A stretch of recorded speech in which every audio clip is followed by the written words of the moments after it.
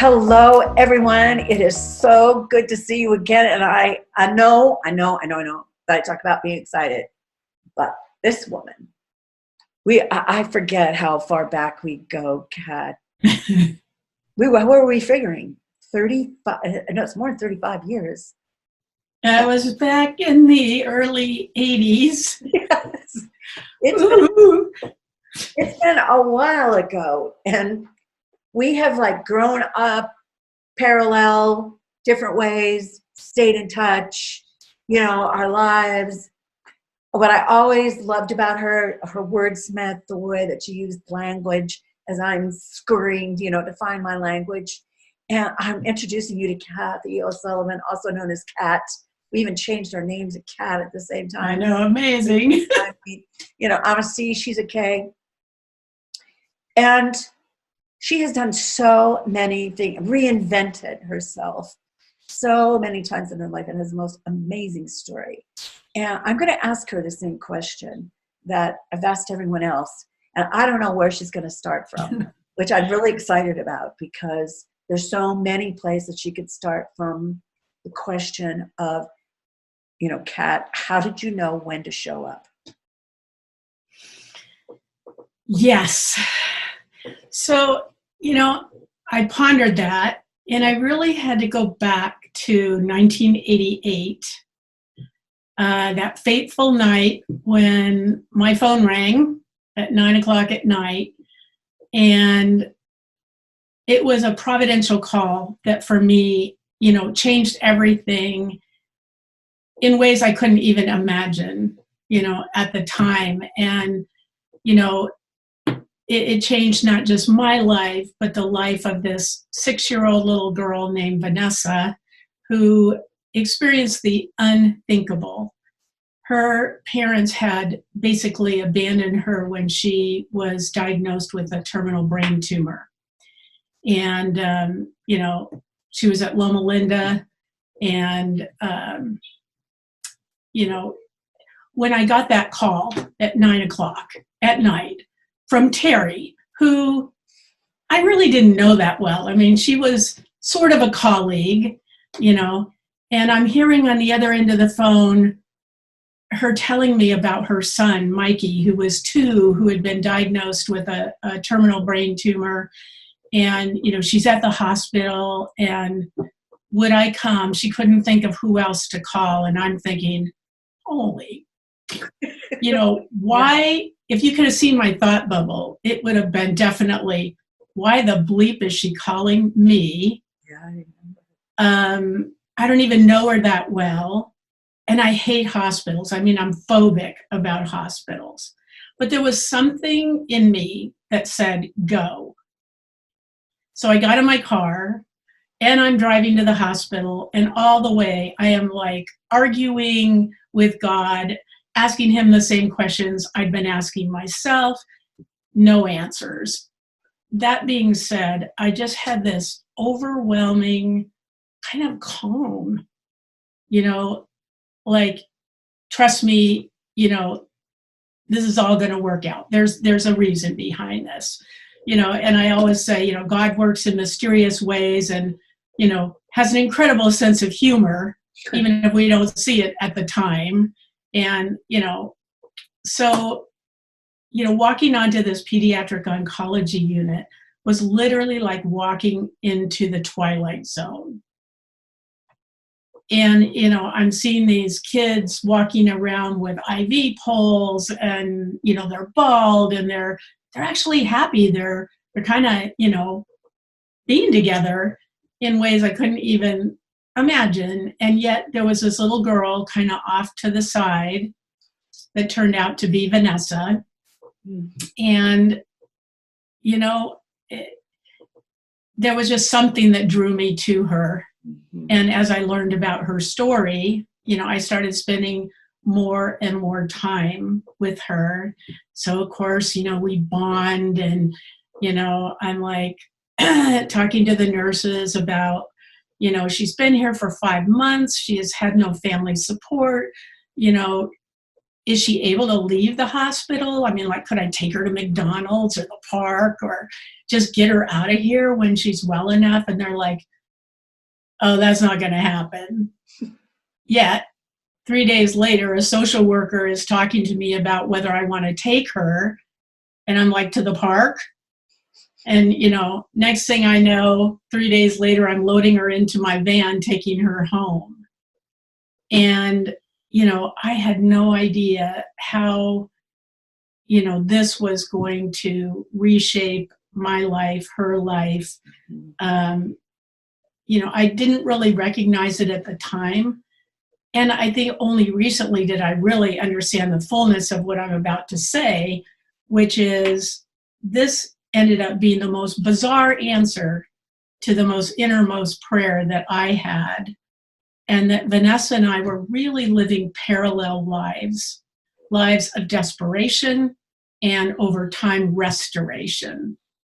And despite my outward smile and my seeming success, I was living a life of quiet desperation. And you, of all people, really knew what I meant by that. Mm-hmm. And I've come to realize that really at that time, I felt utterly invisible. I had spent my life trying to please everybody, especially my dad, which this was an insane pursuit with devastating results. Mm-hmm. And it carried over into my first marriage, which turned out, frankly, to be the perfect marriage of dysfunction. Mm-hmm. Really devastating. Mm-hmm. And, while taking Vanessa, felt truly like a calling, little did I know that it would be my saving grace, literally. Mm-hmm. Because early on in my life with Vanessa, it took me to a breaking point. And while it made no sense, that I would take Vanessa, like I said, it would be a saving grace, because I was at a point where I felt so invisible that I had put enough pills in my purse to finish the job off. Mm-hmm. And thankfully, I was in counseling. He kind of recognized some signs. And, he said something to me I'll never forget. He said, Kathy, do you see any kind of parallel between Vanessa and yourself? Think about it. Abused, abandoned. I mean, and I'm thinking to myself, my first thought was, what is he talking about? And then, I had that aha moment of, oh my God, there's a complete parallel there. And, he gave me the choice at that point to either check myself in, or he was going to do it for me.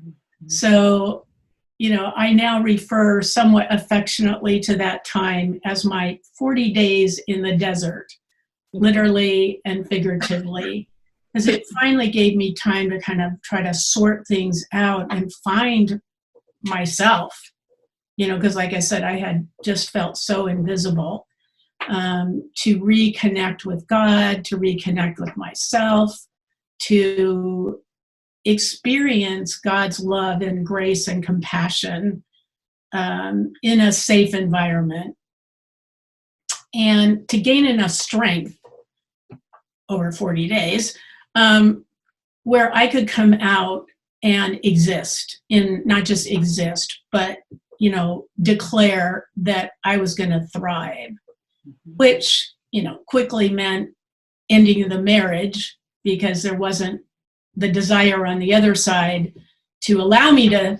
thrive. Mm-hmm. And I had no idea. I'm now a single parent with Vanessa and my biological son, Jeff, who was, loving and caring and compassionate with Vanessa, not so much with me. And, it got to the point with him that I had to send him off to his dad's because at least, they wouldn't kill each other, but, I felt I was at risk if he stayed, because he just kind of took over where my ex-husband left off. So now I'm single mom. And, again, God works in mysterious ways. I was doing a radio commercial, if you will, for the nonprofit I was working for at the time, and sharing their mission in terms of working with at-risk teenage girls. And there was a guy who was listening. His name is Michael, and he actually, I call this my Sleepless in Seattle story. He heard me on the radio, wrote me a letter, like handwritten. This was life before the internet, and long story short, we met. At the time, neither of us felt any kind of spark. We kind of went our separate ways. And 3 months later, I get this call from Michael. And he explains that, well, he's like, I don't know if you remember who I am, but I just have to share with you that Friday night, I got this knock from God to call you. And I ignored it. I admit it. I ignored it. Next night, call Kathy. I ignored it. Third night, a little bit louder. So anyway, he called and he said, I have no idea why I'm calling. And I said, well, Friday night I was in a very serious accident, totaled my car. I've just had to send my son off to his dad's. I'm, dealing with Vanessa. I mean, I'm like, just kind of like thinking this guy's thinking, God, why did I call this woman, But he listened attentively, attentively. And long story short, he called me every night for the next year. Never saw each other, just talked. And 2 years later, we were married. And, he just was an incredible dad to Vanessa, very creative, and just an amazing support to me. Because what I didn't share about when I took Vanessa is that, everyone thought I was crazy. I took her and systematically pulled away at a time when I really needed support. All of a sudden, I had no support, no safety net. And there was one person that got it, and it was you.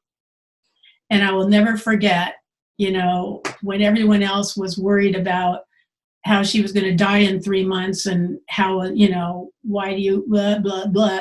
You were saying to me, when her time comes, you're going to be the one to usher her into God's arms.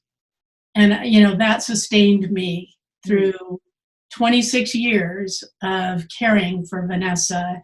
And, at the end of her life, which was on Valentine's Day, 5 years ago,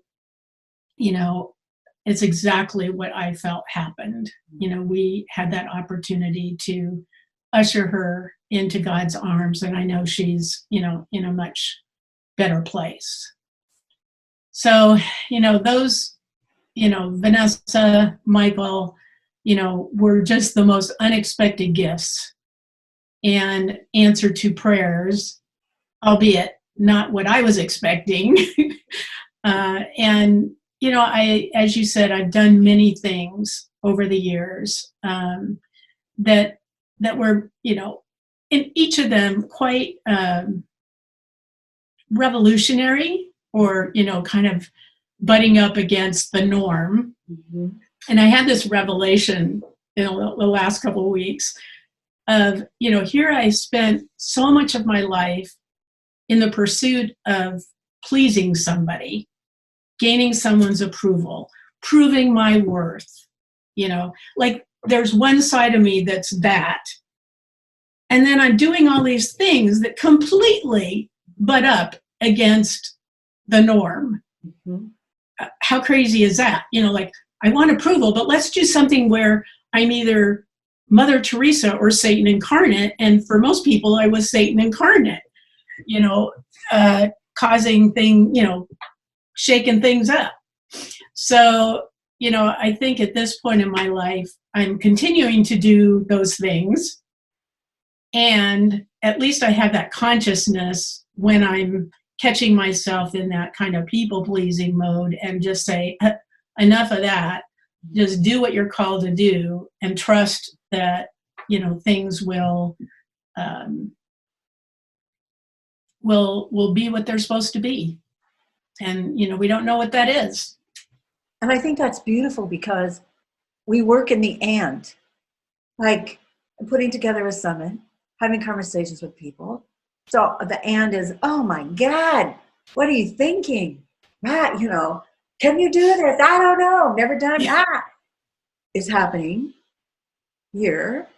And on the other hand, it's like, you have intention. You have heart. Go forward. Keep going. So it's like we do it in the and. And then speaking with someone earlier today, is that we find the strength in the space, in the moment, in the very moment that happens. We find strength to go on. So how did you know?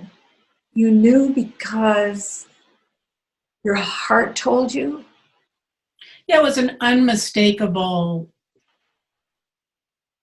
call it heart, assurance, just an overwhelming sense of, like I said, bizarre calm in the midst of what was truly a storm, but yet feeling like it's going to be okay. Just, there's in scripture, there's this thing about, I'll be with you everywhere you put your foot. It doesn't say, I'll be with you before you put your foot out. I'll tell you everything that's going to happen. No. Like, put your friggin' foot out and trust that I am going to be with you. And, my ways are not your ways. And, trust me. Trust and allow. That's been a big theme for me. Trust and allow. And, one of the things that right now I'm really speaking to a lot is this idea that, especially as a baby boomer and being at this stage of life, people are talking about leaving a legacy. And what I've come to realize in my life is that I am living my legacy now, every moment of the day. And I can either do it by design, or I can do it by default. And at this point in life, I'm choosing by design.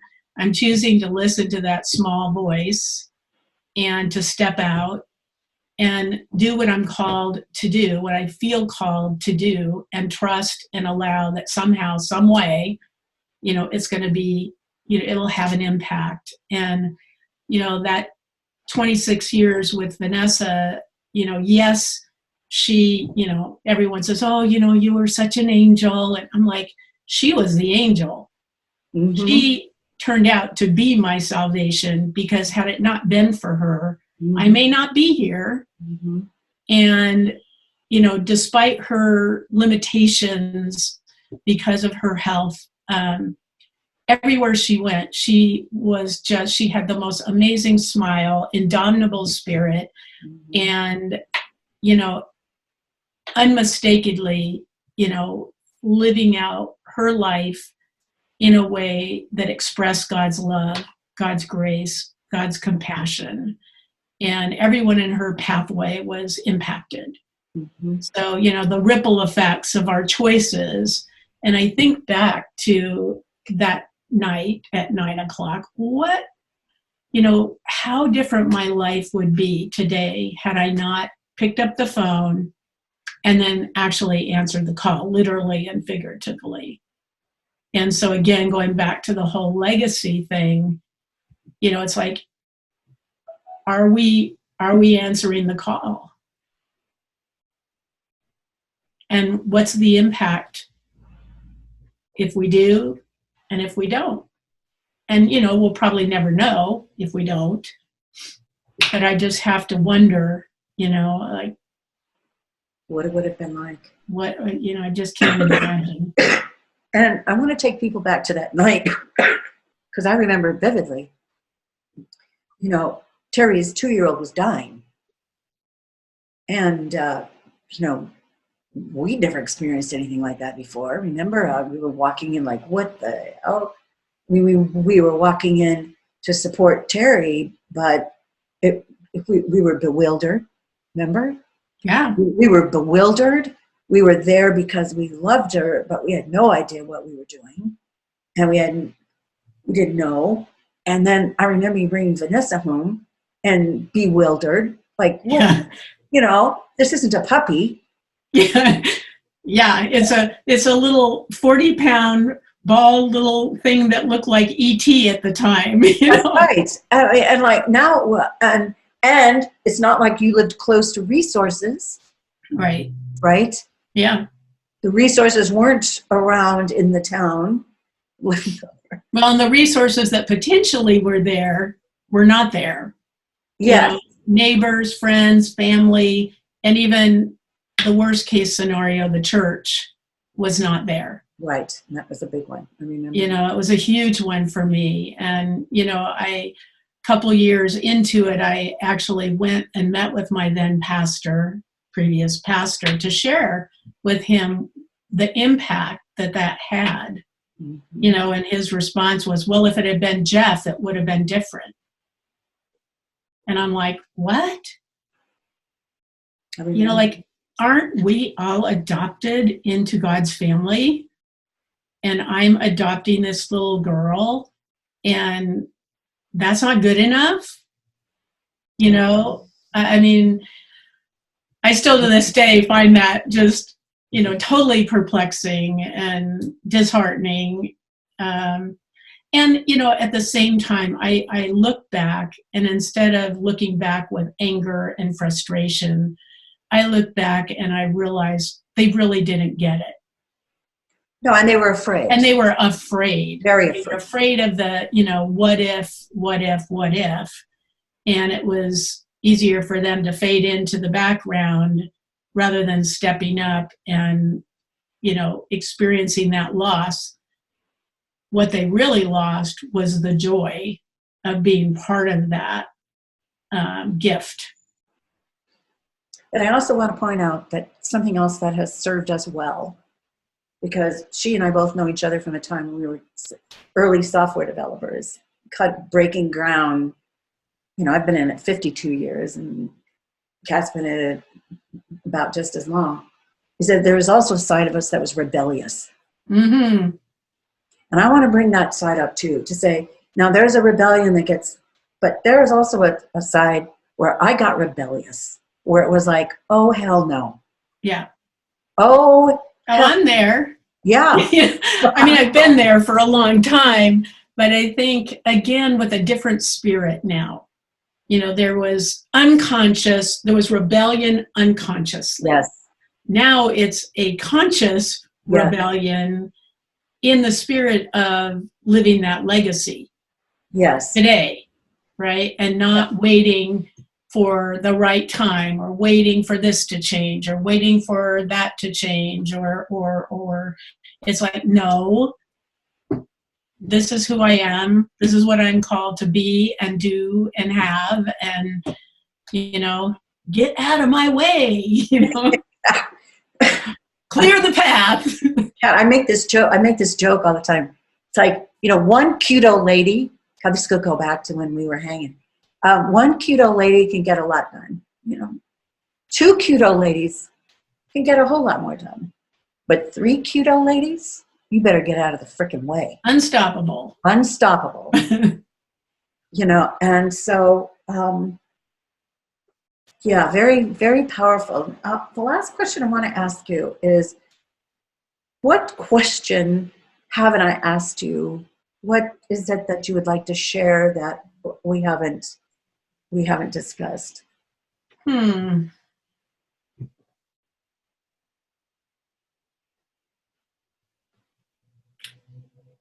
You know, it's a tough one. Because there's, like I said, there's been so many iterations of my life, you know, enough to, as many people have said, to fill a book, which I need to do. But I think that maybe one question, something I've been thinking a lot about is when, like, of those experiences I've had where I was the revolutionary, what, you know, when did I get support and what difference did it make? Oh, that's good. And I've thought so much lately about those 5 years when I was working with California Family Life Center that was working with the adolescent girls. And my boss, Rod, who was, I think, the one person who really gave me the room to do what I was calling. And at the same time, I have to say, the classic conversation would go something like this. I would propose a new way to do something. And his response would be, you're either on something or onto something. Which is it? And, you know, he gave me the opportunity to really shake things up and to support me when the bleep hit the fan, because, of course, other people were not appreciative of my brilliance and my wild ideas, you know. And, you know, it was during that time when, you know, when I had Vanessa and was not getting support in many ways. It was at that time when Michael came into my life as a result of promoting that organization on the radio. You know, I think it was really a turning point in my life. And I really appreciated being given that opportunity, you know, whether I was on something or onto something, you know, to give it a shot. And, you know, to have the support when things got rocky. You know, he didn't fade into the woodwork when things didn't go exactly as planned, and they never did. Or we persisted and we worked through it. And as a result, even today, you know, that was by, you know, over 20 some years ago, you know, they're still going strong, and they've built on everything that I did the 5 years that I was there to take them where they are today. You know, and it is, you know, I think about that, and I think about how that is part of my legacy. And, you know, there were several other things similar, didn't quite have as much support, nonetheless, you know, did it, and they're still, you know, thriving beyond my expectation today.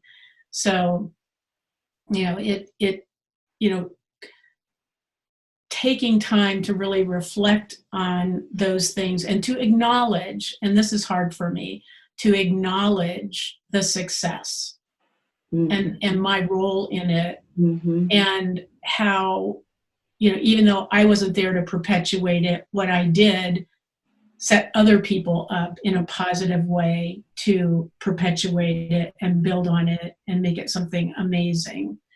So, you know, we don't always, you know, get the opportunity to see it come into its fruition, you know, for various reasons.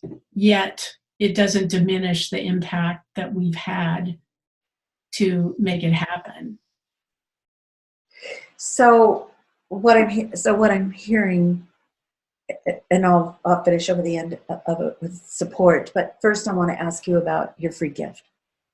Oh, well, my free gift has come about because for the last 8 years, I've been working with companies that are, you know, like fast growing, they kind of hit the wall, they need to innovate, and yet they're dealing with these pesky people problems.